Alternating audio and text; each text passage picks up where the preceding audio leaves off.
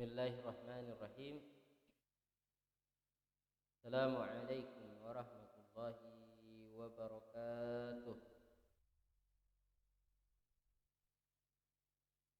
Alhamdulillahi rabbil alamin. Wa usalli wa usallim ala nabiyyina Muhammadin wa ala alihi wa ashabihi ajma'in. Allahumma inna nas'aluka ilman nafi'an wa rizqan tayyiban wa amalan mutaqabbala. Allahumma inna nas'aluka imanan la yartad wa na'iman la yanfad wa murafaqata nabiyika fi jannati khuldin. Jamaah Masjid Al-Ittihad yang kami banggakan dan kami cintai karena Allah Subhanahu wa taala, kita melanjutkan hadis ke-11 dari pembahasan kitab Bulughul Maram.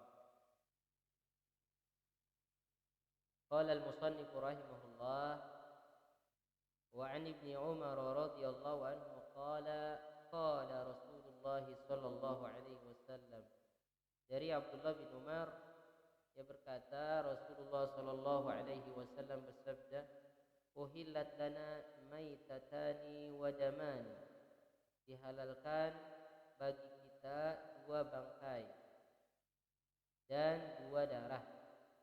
Fa ammal maitatani, adapun dua bangkai, fal jaradu wal hutu, yaitu bangkai belalang dan al hut, ikan. Wa ammad damani, adapun dua darah, fal kabidu wat tihalu, adapun dua darah yaitu kabid, hati, wat tihal, limpa. Akhrajahu Ahmad wa Ibnu Majah wa fihi dha'fun. Hadis ini diriwayatkan oleh Imam Ahmad dan Ibnu Majah dan ada sedikit kelemahan. Wa fihi dha'fun. Jadi sebagian ulama melemahkan hadis ini kalau itu merupakan pernyataan Rasulullah langsung. Sebagian ulama mengatakan hadis ini tetap sahih. Memang yang terkonfirmasi ini bukan perkataan Rasulullah langsung, tapi perkataan sahabat Nabi. Jadi ada riwayat yang lebih sahih, ini pernyataan sahabat Nabi Abdullah bin Umar. Jadi Abdullah bin Umar itu anaknya Umar ibnu Khattab radhiyallahu taala. Jadi ketika hijrah bersama ayahnya, waktu itu masih kecil. Jadi dibawa sama ayahnya hijrah ke Madinah. Nanti di Madinah belajar, bahkan termasuk anak muda yang sering tidur di masjid. Abdullah bin Umar itu sahabat Nabi yang sering tidur di masjid. Bapaknya nanti jadi orang nomor 1, Amirul Mukminin. Jadi anak muda yang insyaallah mandiri dan termasuk sahabat Nabi yang paling banyak menghafal hadis, dan waktu itu masih anak kecil. Sekali lagi, yang mewarisi Nabi setelah Nabi meninggal, dan kebanyakan sahabat Nabi yang usianya mirip dengan Nabi kan Umar, Abu Bakar tuh usianya mirip. Nah, ketika mereka meninggal, yang jadi ulama ya bocil-bocil itu. Jadi yang jadi ulama anak kecil. Makanya sekali lagi saya mengingatkan, pokoknya adik-adik kita yang kecil wajib kita perhatikan. Karena mau nggak mau mereka yang akan menggantikan kita. Wajib kita perhatikan. Karena mau nggak mau mereka yang akan menggantikan. Abdullah ibn Umar. Jadi saking kecilnya, ketika perang Uhud mau ikutan, tapi Rasulullah tolak. Usianya belum 14 tahun. Jadi zaman dulu berani-berani anak kecil. 13 tahun, 12 tahun mentalnya sudah mental pemberani. Menolong agama Allah Subhanahu wa taala. Tapi Rasulullah tolak karena belum balik. Itu Abdullah bin Umar. Jadi Umar bin Khattab itu waktu hijrah sembunyi-sembunyi, sama aja dengan yang lain. Adapun riwayat, katanya semua sahabat Nabi ketika hijrah termasuk Nabi itu sembunyi-sembunyi kecuali satu, Umar. Jadi Umar itu dulu kan sahabat Nabi yang memusuhi Nabi. Termasuk orang nomor satunya lah, kibar. Termasuk tokoh dedengkotnya Quraisy. Umar ibn Khattab. Jadi ketika masuk Islam dia berhijrah. Ada riwayat yang mengatakan hijrahnya terang-terangan. Siapa yang mau melarang saya hijrah, besok saya mau hijrah. Kalau berani, monggo.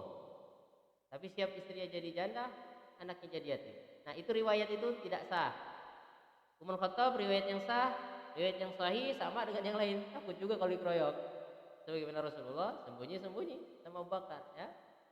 Nah, jadi kalau ada waktu kita belajar bagaimana hijrahnya Nabi Shallallahu Alaihi Wasallam. Ada petanya, ya. Nanti kalau umroh atau apa, ya sedikit bisa belajar ini. Nah, nanti mampir di gua tur dulu beberapa hari untuk menghilangkan jejak. Jadi saking apa berhati-hatinya Nabi itu, Nabi nggak pakai jalan umum, ya. Kalau ke Grogot kan jalannya udah itu tahu. Nabi pakai jalan tikus.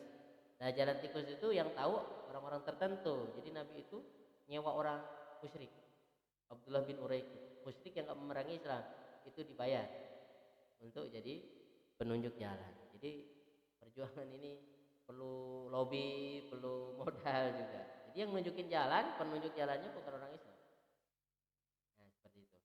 Jadi perlu banyak diplomasi juga. Jadi seorang dai, kita umat Islam harus cerdas. Nah, jadi itu ya tentang Ibnu Umar. Jadi pernyataan Ibnu Umar sahih, itu pernyataan Ibnu Umar. Tapi kata para ulama, pernyataan Ibnu Umar ini walaupun itu pernyataan dia bukan bermakna pernyataan pribadi. Jadi memang itu lafaz dia, tapi hukumnya itu sama dengan perkataan Nabi karena memang udah masyhur. Dalam hadis lain diterangkan ya tentang bagaimana sahabat itu makan belalang. Sahabat juga pernah waktu diutus Nabi mencegat kafilah Quraisy cuma dikasih satu kantong kurma. Ya kelaparan. Akhirnya apa? Pas di tepi pantai dapat bangkai ikan gede, ikan paus. Ya, akhirnya dimakan, sisanya dibawa pulang. Nah, sampai itu tulangnya itu dilewatin unta, masih kerangkanya itu loh, ada rusuknya. Saking gedenya ikannya, dapat rezeki. Ya, dapat ikan paus mati di tepi pantai. Akhirnya kekenyangan. Tadinya kelaparan jadi makan ikan. Ya, nanti penduduk surga, hidangan pertama kali penduduk surga itu kabidul hut, hati ikan. Ikan hut itu ikan paus, ikan yang besar. Ya tapi apa? Sama ikan surga dengan ikan dunia beda. Ya, hidup surga dengan hidup dunia beda. Kalau di surga itu hidup nggak mati. Kalau di dunia hidup pasti mati. Ya, kalau di dunia itu makan pasti sakit perut, nggak enak banget. Ya, di sana nggak ada. Kalau di sana itu kalau udah ganteng tambah ganteng. Kalau kita ganteng tambah kurang ganteng. Nah, itu bedanya. Kurma buah di surga namanya sama, tapi hakikatnya beda. Ya sama. Ya, mungkin nanti ada yang pernah makan hati paus, oh ini aja rasanya. Enggak. Nah, buah-buahan di sana beda dengan buah-buahan. Namanya sama, hakikatnya berbeda, lebih bagus di sana. Lebih bagus di sana. Nah, karena alamnya beda.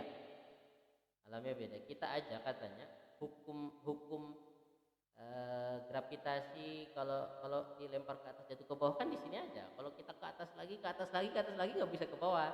Kalau sudah masuk ke satu tatanan hampa udara, kalau udah ke atas nggak bisa balik lagi. Nah itu nanti ada ruang hampa. Jadi alam sana aja yang masih udah pernah kita lihat itu udah beda hukumnya, punya hukum sendiri. Nah, bagaimana dengan akhirat? Nah, jadi itu sangat mungkin. Jadi alam akhirat itu berbeda dengan alam kita sekarang. Nah di sini terangkan uhillat lana maitatani, dihalalkan bagi kita dua bangkai. Ya. Nah, kalau sahabat ngomong dihalalkan bagi kita, yang ngomong begitu sebetulnya siapa yang menghalalkan? Dihalalkan bagi kita-kita. Siapa berarti yang menghalalkan? Ya tentunya Rasulullah, tapi Rasulullah pun bukan dari dirinya, itu dari Allah juga. Nah, jadi wa ma yantiqu anil hawa in huwa illa wahyu yuha. Yang dikatakan Nabi ya itu bukan hawa nafsu, tapi wahyu yang Allah berikan.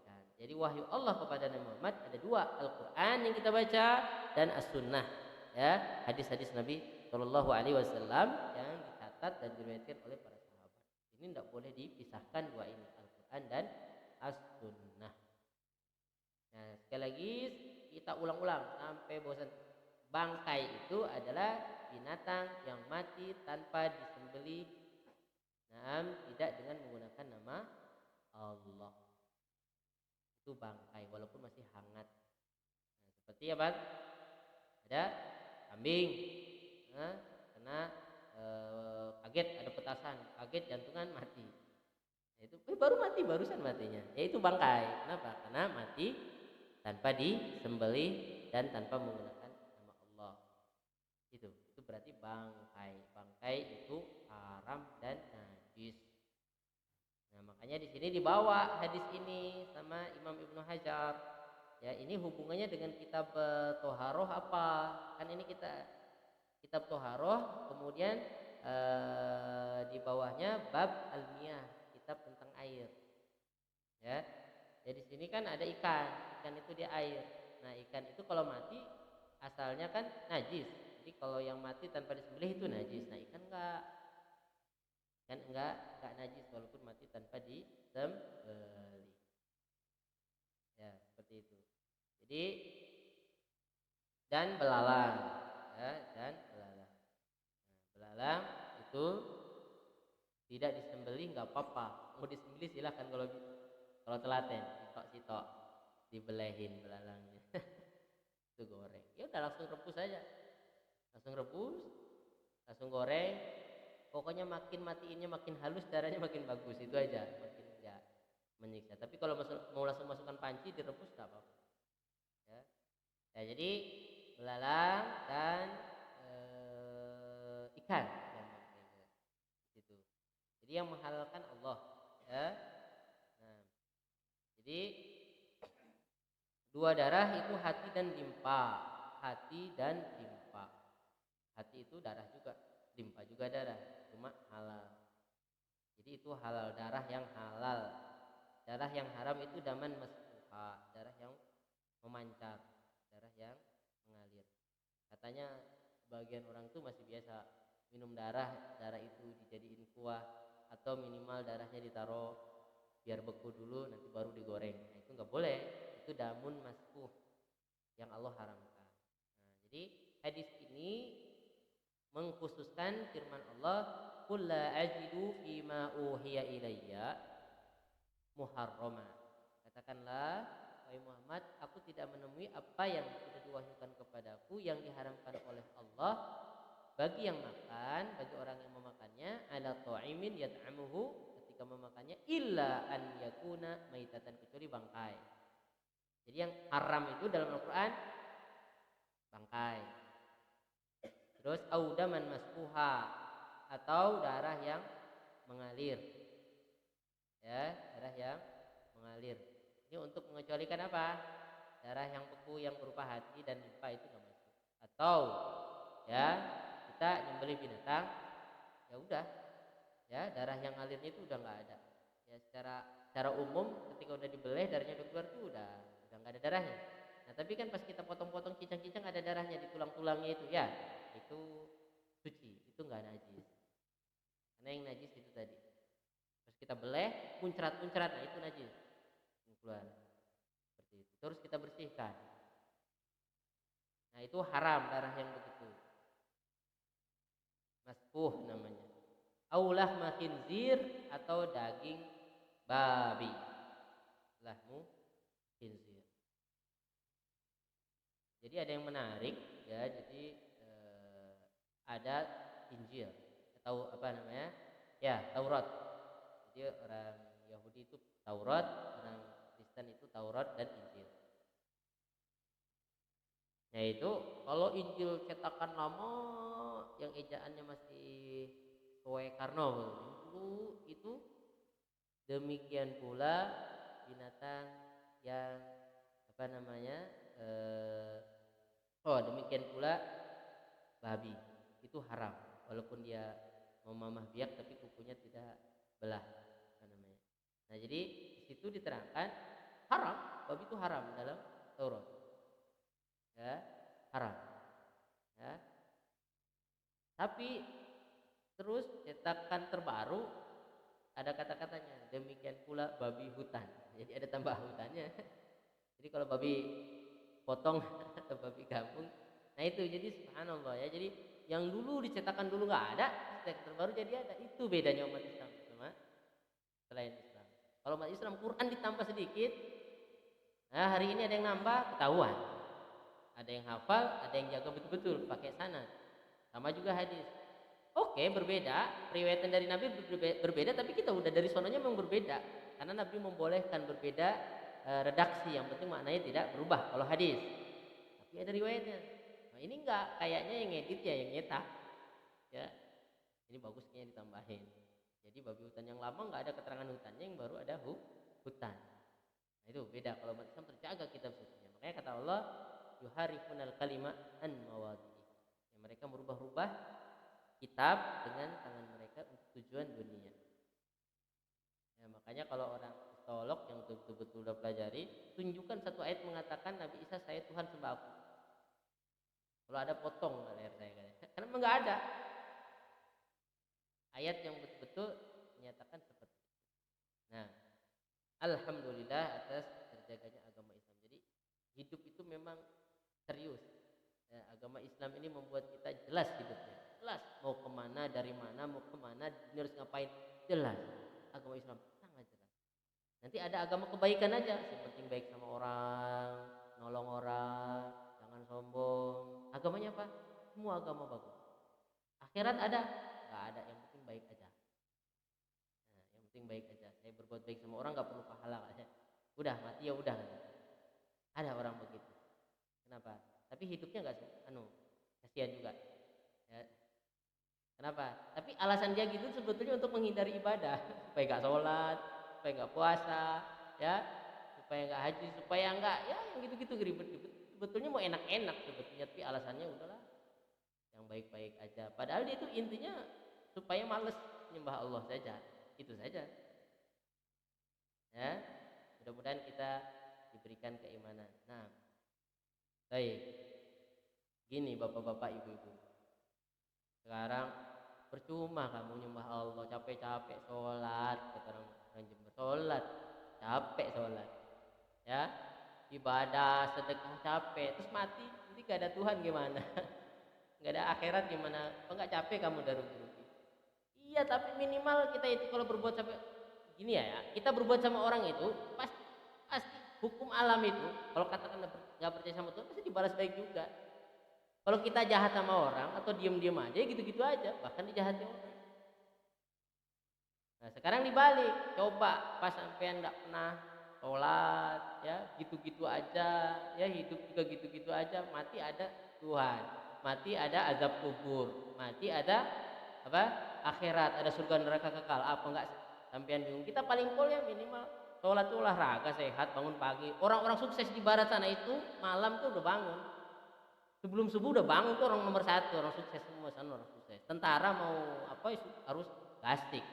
Orang sukses di mana-mana gitu. Islam ngajarin semuanya harus sukses. Semangat menghadapi hari-hari itu. Zikir pagi dulu, semangat. Berbuat baik, jangan tersesat, jangan menyesatkan. Nah, gitu. Ya minimal seandainya nggak ada pun udah mantap lah. Ya nggak rugi sholat, nggak rugi sedekah, nggak rugi zakat. Orang itu kalau memberi itu seneng banget, plong. Itu kebahagiaan tersendiri. Coba kalau ada Tuhan siapa yang ya kita seandainya nggak ada Tuhan mati udah minimal olahraga berbuat baik. Pas ada Tuhan sampai nggak repot sendiri, nggak punya sholat, nggak punya bekal sama sekali, rugi malah. Ya ngapain cuma tidur, tidur juga belum tentu sehat, tidur terus harus olahraga kan kata dokter. Nah jadi intinya jadi udah sempurna sekali. Jadi apa yang disyariatkan dalam Islam ya kalau mau katakanlah oke, kita lihat nanti setelah mati gimana, masih mending umat Islam. Udah rajin orangnya, tertib, muka dibasuh terus, hidung dianu, sehat lah ini. Makan teratur, ya Allah, nggak rugi. Mati katakanlah nggak ada Tuhan, udah di dunia udah mantap, gitu. Seperti itu. Ya tapi kita harus yakin akan adanya akhirat. Akhirat nggak kelihatan. Kalau semuanya kelihatan kita itu repot sendiri. Akhirat kelihatan. Kita ini kalau mata kita bisa ngelihat yang gaib segalanya kita repot sendiri. Nah ini saya menguatkan sedikit. Ya coba kalau mata kita itu kayak apa? Kayak pembesar itu, kayak apa? Mikroskop bisa coba mata kita itu. Apa hidup atau bisa tembus pandang mata kita itu. Enak ya bisa jadi kecil kayak Upin Ipin. Jadi kecil enak bisa ngintip, bisa apa gitu ya. Lah, jadi kecil ketemu kodok, kodok monster. Dimakan kodok repot. Ya. Coba kita kalau mata kita tembus pandang apa nggak repot hidup ini? Sedih. Pengantin baru nggak bahagia kalau mata tembus pandang. Ya ngelihat jeroan, isi perut orang kelihatan. Ya, ya ngelihat yang nggak enak-enak. Kita kan pikirnya kalau tembus pandang ngelihat yang enak-enaknya aja. Yang nggak enak juga kelihatan. Enggak, hidup nggak enak. Makanya azab kubur nggak kelihatan. Ya supaya untuk kita sendiri. Kalau semuanya kelihatan juga hidup nggak bahagia. Makanya Allah buat penglihatan kita itu terbatas, nggak bisa ngelihat yang gaib. Ya, tapi kita punya keimanan. Karena kalau nggak terbatas kita juga yang repot mau makan. Pas ngelihat nasi kok ulat-ulatnya banyak ternyata. Ya nggak di tangan kita. Ih, enak banget, nggak enak. Ya kotor. Alhamdulillah ternyata pandangan kita terbatas itu ada hikmahnya. Pikiran kita nggak terbatas ngintipin orang mandi aja. Kelihatan semua kita repot sendiri. Hidup nggak bahagia ngelihat orang. Makanya kata Rasulullah kita itu nggak bisa dengar azab kubur. Ya kalau denger ya kita nggak tahan sendiri. Hidup juga nggak bahagia. Baru ngelihat pocong bohongan aja udah orail begini ya takutan. Pocongnya pada nggak bisa lari cuma lompat-lompat doang. Kok beti takut ya jadi iket sampean bebas enggak apa sepatu lagi ya. Kita lanjut. Nah jadi itu mengecualikan ayat ini. Nah di sini kenapa dibawakan untuk karena ada yang berhubungan dengan air kan di air seperti itu. Jadi nanti kalau ada air wudhu ada ikannya nggak apa-apa walaupun mati nggak najis walaupun mambu iwak ya tahu ikan. Nah sini hati sama limpe nanti adik-adik ya apa namanya nggak ada adik-adik di sini nanti yang kecil nggak ada hati. Nanti anak-anak yang kecil diajarin bapak pulang ke rumah kalau ke pasar ini hati ini limpe biar tahu. Kalau kita beli sate itu ada anunya ya ada hatinya dan ada limpanya. Hati doang nggak limpa ya. Hah? Jarang ya. Tapi yang ada apa itu kalau kita apa hati ya hati kalau kita beli apa itu ada yang jualan di Jawa Tengah itu ada di oseng-oseng itu hati bukan limpa ya. Jarang kalau limpa ya hati ya.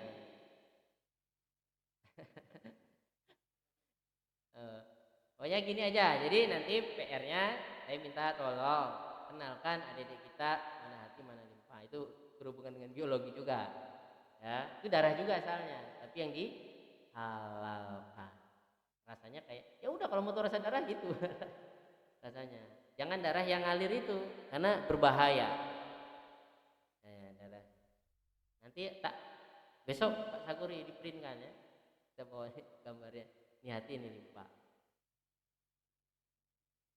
Nah sebetulnya bahasa Arabnya hati itu habidun itu hati tapi kan viralnya kolbun itu jantung sebetulnya kolbun itu jantung jadi gambar lope itu gambar hati apa sebetulnya jantung itu kolbun apa namanya sebetulnya apa namanya itu ya jadi hati itu habit ya hati itu kabit kolbun itu jantung yang untuk pompa darah itu loh dek kalau dapat uang banyak gitu kan nanti kalau berhenti berdetak nah itu jantung itu kolbun nah, tapi karena udah terlanjur apa namanya dan orang Arab juga begitu ya udah nah jadi jantung kolbun itu sebetulnya jantung aku jatuh hati nah, aku jatuh kabit sebetulnya tapi ya karena romantisnya udah istilahnya seperti itu apa namanya Rasulullah mengatakan di hati itu di manusia itu ada apa namanya satu gumpal darah kalau baik semuanya ala wahya qalb kata Rasulullah itu hati kalau hatinya bagus pikirannya bagus jasadnya bagus hatinya nggak bagus ya pikirannya nggak bagus, jasadnya juga kemana-mana melakukan kesalahan. Nah di sini hati dan muka. Ya kita langsung ambil beberapa faedah. Jadi sekali lagi bangkai ikan halal itu ya itu tadi. Hadis lain juga udah ma'ruf. Ya ada bangkai ikan sahabat makan dan dibenarkan oleh Rasulullah Shallallahu Alaihi Wasallam. Jadi selama tidak membahayakan, bukan udah busuk ya. Kalau udah busuk, belatungan, memang ada penyakitnya, jangan dimakan. Ya, itu berbahaya. Setiap yang membahayakan itu haram. Ya, tapi kalau jadi maksudnya bangkai itu bukan udah mambu, pokoknya udah rusak, itu bukan. Nah, dia masih layak makan seperti itu. Dan tidak membahayakan. Ikan mati, ya masih layak konsumsi. Di sini faedah yang pertama Syekh mengatakan annahu laysa lin nabi sallallahu alaihi wasallam an yuhallil aw yuharrim illa bi idznillah. Jadi Rasul enggak boleh menghalalkan atau mengharamkan kecuali dengan izin Allah. Nah, seperti itu. Jadi Allah yang memerintahkan Nabi mengatakan ini halal, ini haram. Kemudian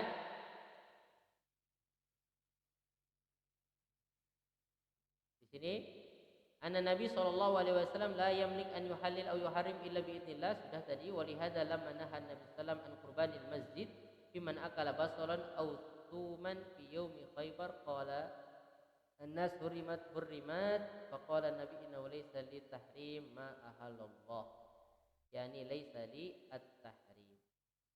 Ya, jadi Nabi ketika melarang makan sesuatu yang membuat suasana tidak baik seperti bawang basol atau bawang putih, ya ketika mau sholat ke masjid, ya itu Nabi melarang ya bukan karena mau Nabi, karena memang juga diperintah oleh Allah Subhanahu Wa Taala supaya tidak mengganggu yang lain. Kemudian para sahabat pernah ngomong begini, hurrimat, ya Nabi pernah ngomong ini juga larangan itu ada dua. Larangan kita kalau lakukan berdosa, ada kalau kita lakukan tidak berdosa cuma baiknya ditinggalkan, itu disebut makruh. Ya, jadi ketika sahabat ketika Nabi melarang sahabat makan bawang merah, bawang putih sebelum dibersihkan ketika ke masjid, sahabat ngomong diharamkan. Kemudian Nabi negur, innahu laisa li tahrima ahalallah.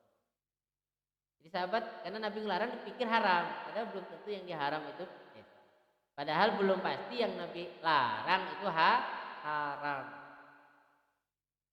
Nah, jadi ketika Rasul melarang jangan makan, ya, atau bagi yang makan bawang dan bagi bawang merah, bawang putih atau sejenisnya yang aromanya tidak disukai kebanyakan manusia, terus belum dibersihkan, jangan dekat-dekat masjid, alias jangan sholat ke masjid.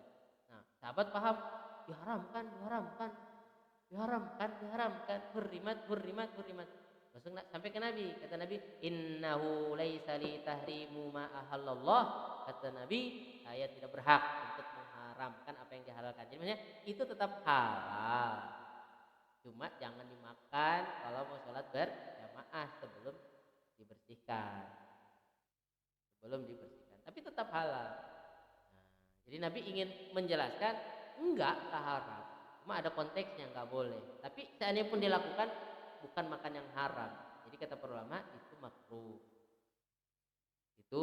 Makruh itu artinya tidak disukai. Contoh yang makruh lagi kata Nabi melarang la yusalliyanna ahadukum wa haqin.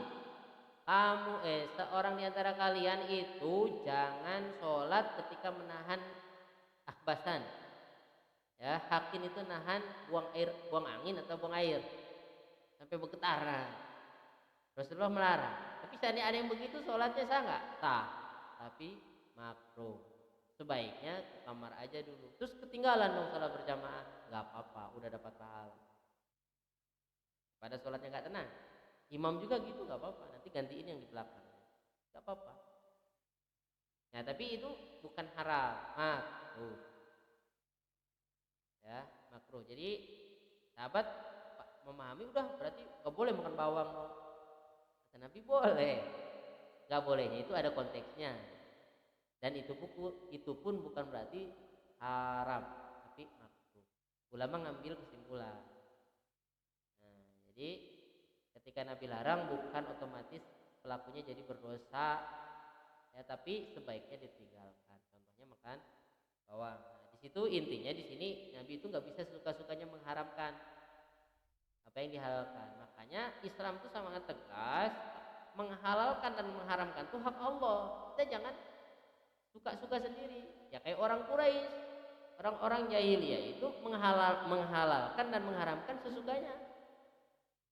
Padahal menghalalkan dan mengharamkan itu hak Allah. Makanya dalam Islam, kalau kita mengharamkan yang halal bisa keluar dari Islam. Ya, contohnya kita mengatakan jelas-jelas halal, air haram. Enggak, dari mana? Nikah haram, enggak boleh, tapi bisa jadi haram kalau dilakukan dengan cara yang salah. Jadi nggak bisa sembarangan. Nah, orang-orang Quraisy begitu. Contoh, mereka itu punya istilah dalam Al-Quran ada al-wasilah. Nah, adalah onta kalau udah beranak 5 kali atau 7 kali, ya, nah itu tidak boleh disembelih, haram. Loh, dari mana mau beranak 10 kali, 20 kali? Itu kan apa alasannya gitu? Kok bisa gitu? Onta kalau sudah sekian kali beranak, maka nanti onta kalau sudah sekian harus ditandain. Itu ada. Jadi kayaknya biasa-biasa, suka-suka kita kan, enggak bisa, itu syariat. Mengharamkan yang diharamkan, menghalalkan yang diharamkan atau sebaliknya itu hak Allah, itu ibadah. Jangan sampai kita suka-suka kita. Ya, makanya kita harus hati-hati. Nah, seperti itu. Tadi hampir sahabat salah paham, kira bawang haram. Enggak, saya enggak mengharam. Enggak ada perintah. Allah enggak memerintahkan saya untuk mengharamkan itu, tapi melarang kalau mau sholat karena bisa ganggu. Boleh aja makan, yang penting dibersihin dulu, makan beras dulu atau makan apa, ya, atau yang sejenisnya. Mungkin apa ibu? Jiring. jiring, pete, jengkol. Nah, itu kan enak, sama dengan bakso. Ya boleh makan, tapi kalau mau sholat bersihin dulu pakai beras atau apa terus apa. Seperti itu. Kita lanjut faedah berikutnya. Nah tadi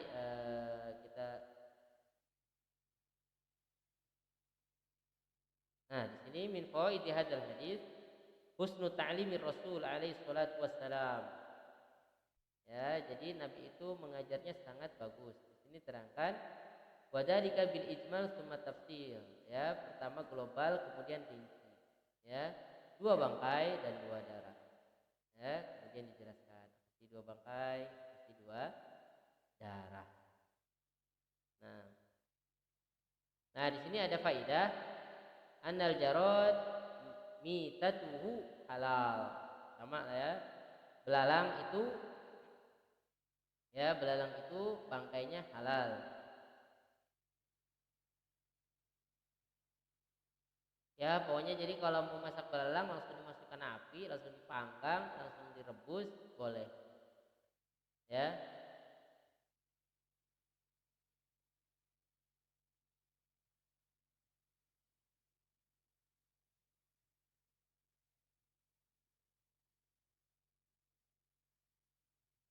Nah, kemudian di sini kaidah. Jadi setiap yang najis itu haram, tapi nggak sebaliknya. Kullu najisin haram walisa. Setiap yang najis haram dimakan, tapi nggak sebaliknya. Ya, tapi nggak sebaliknya.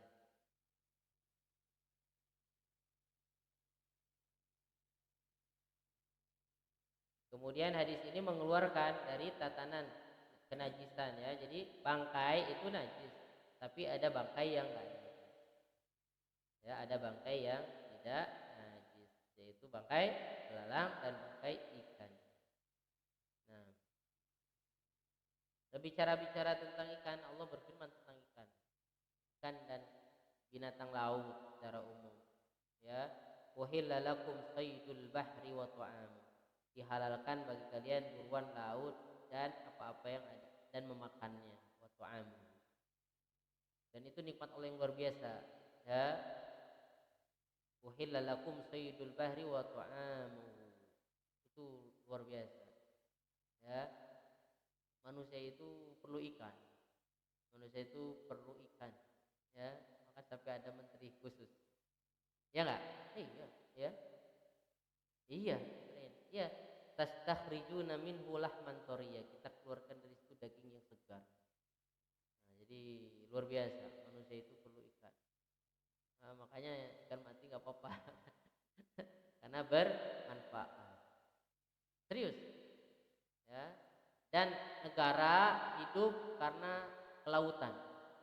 Negara maju Singapura itu bisa nyalip negara-negara Asia Tenggara. Kenapa? Karena bisa memanfaatkan lautnya. Setiap yang datang ke situ bolak-balik bayar. Katanya kalau kita ini Indonesia bolak-balik kapal nggak bayar. Oh, misal? Oh iya. Jadi Australia sama Singapura itu pandai memanfaatkan perairan. Jadi negara maju. Jadi kita beli barang di Singapura itu dibuatnya di Jawa Barat. Pas ke sana harganya udah dolar Singapura mahal. Yang buat orang Jawa Barat. Itu hebatnya. Ya.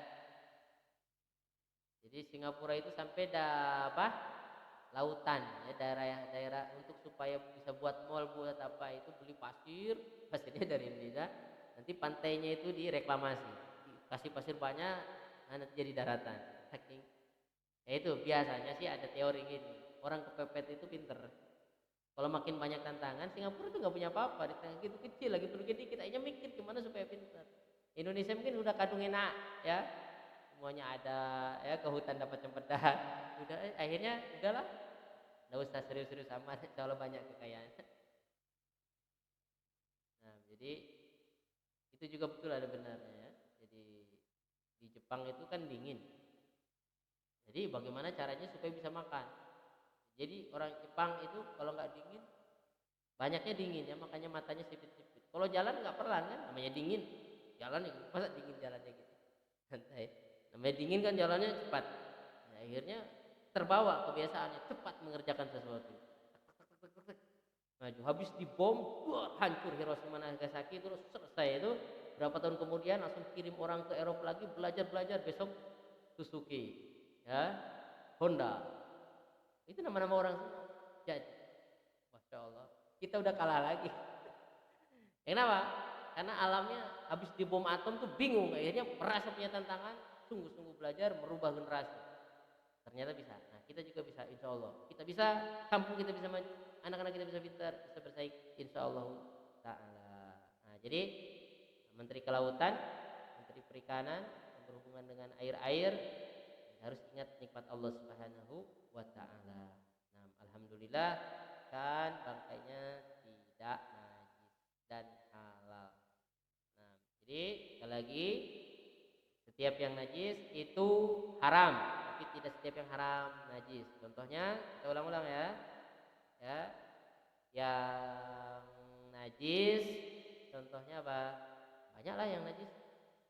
Ya, kotoran manusia itu haram. Nah, tapi nanti ada yang haram tapi nggak najis. Tidak setiap haram itu najis. Minuman keras itu tidak najis. Tapi haram.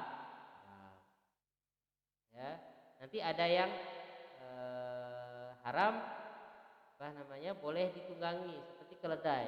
Keledai itu apa? Nggak boleh dimakan tapi boleh ditunggangi dan boleh dijual beli. Ada kaidah setiap yang nggak boleh dijual itu haram, tapi itu tidak mutlak. Atau setiap yang haram nggak boleh dijual, itu ada kaidah. Setiap yang haram nggak boleh dijual, tapi itu nggak mutlak. Setiap yang haram nggak boleh dijual, jual babi nggak boleh, ya. Nah, Tapi itu nggak mutlak. Nanti ada yang diperbolehkan. Contohnya keledai. Keledai. Keledai. Keledai itu nggak boleh dimakan, tapi boleh dipakai dan boleh dijual belikan. Itu ada pengecualian. Keledai. Nanti kalau kawinan keledai sama kuda, makhluk baru. Nah ini Menteri Dokter Hewan ya. Namanya Baglun Bigol. Jadi ada kuda sama keledai pacaran, terus hamil. Lahirlah dari, kan bisa itu ya. Keledainya laki-laki, kudanya perempuan. Ya nanti kawin, keledai itu pendek. Keledai itu pendek, kuda itu besar. Pendek ngawinin besar. Ya, muncul makhluk baru disebut baglun. Nah ini kuda itu halal, keledai itu haram. Haram kawin sama halal, keluar makhluk baru namanya baglun. Terus piye? Makhluk baru ini halal apa haram? Nah dari situ ya ulama berbeda pendapat. Ya, ada yang memenangkan keharaman, kehati-hatian, ada yang tetap halal.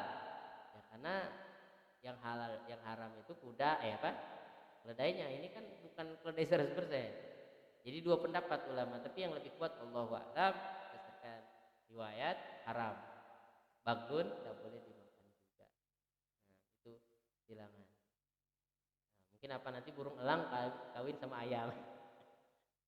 Nah, oke, tapi kayaknya jarang masih ya. Nah, jadi memang ada makhluk-makhluk baru itu, apalagi yang mempelajari sains seperti itu. Jadi tantangan bagi para ulama untuk gimana ini fakta terjadi seperti itu. Nah, demikian mudah-mudahan kita bertambah ilmu dan akhlak kita makin baik dan mudah-mudahan dosa kita diampuni oleh Allah Subhanahu wa taala, penduduk kampung ini dan penduduk Indonesia, dan mudah-mudahan Allah memudahkan urusan kaum muslimin di Palestina di mana-mana. Mudah-mudahan umat Islam itu pinter-pinter berjaya, nggak dikacangin, nggak dimain-mainin, nggak diadu domba, nggak jadi korban. Kesian. Kita perlu generasi yang hebat dan yang kuat. Barakallahu fikum. Subhanakallahumma bihamdika asyhadu an la ilaha illa anta astaghfiruka wa atubu ilaika. Wassalamualaikum warahmatullahi wabarakatuh.